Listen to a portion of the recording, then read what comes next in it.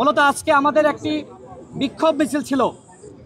আওয়ামী লীগকে নিষিদ্ধ করা হয়েছে, ঠিক একইভাবে জাতীয় পার্টি সহ 14 দলের দোসর তাদেরকেও নিষিদ্ধের দাবি আমরা দীর্ঘ সময় জানিয়ে আসছি।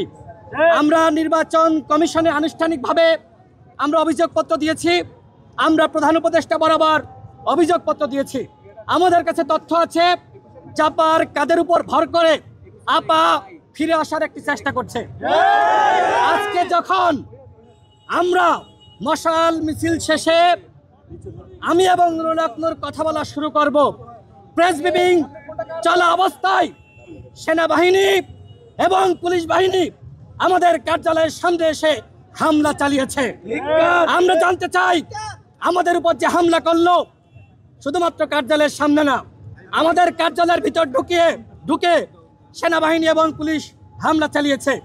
এই হামলায় ডক্টর মোহাম্মদ ইউনূসের বা তার স্বরাষ্ট্র উপদেষ্টার বা এই অন্তর্বর্তীকালীন সরকারের কোন উপদেষ্টার ইন্ধন ছিল কিনা সেইটা আমরা প্রেস সচিবের কাছ থেকে জানতে চাই।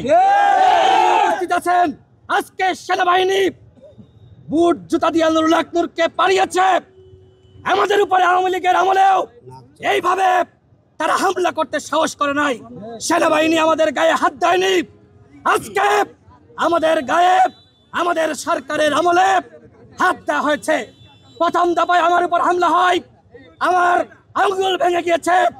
দ্বিতীয় দফায় যখন আমি এবং নুরুল হক নূর কথা বলতে যাব, তখন নুরুল হক নূর সহ আমাদের শতাধিক নেতাকর্মীর উপরে হামলা করা হয়েছে। ইসলামী এক হাসপাতালে আপনারা যান, সেখানে গিয়ে দেখেন রক্ত রক্ত আর রক্ত। কারোর হাত ভাঙা, কারোর পা ভাঙা, কারোর চোখে আঘাত লেগেছে, কারোর মাথায় আঘাত লেগেছে। এই যে সেনাবাহিনী এবং পুলিশ আমাদের উপর হামলা করলো, এই হামলার সাথে যারা জড়িত তাদের বিষয়ে সরকারের পদক্ষেপ কি সেইটা আপনারা শফিক ভাইয়ের কাছ থেকে এখন শুনুন, আমরাও তার কাছ থেকে জানতে চাই।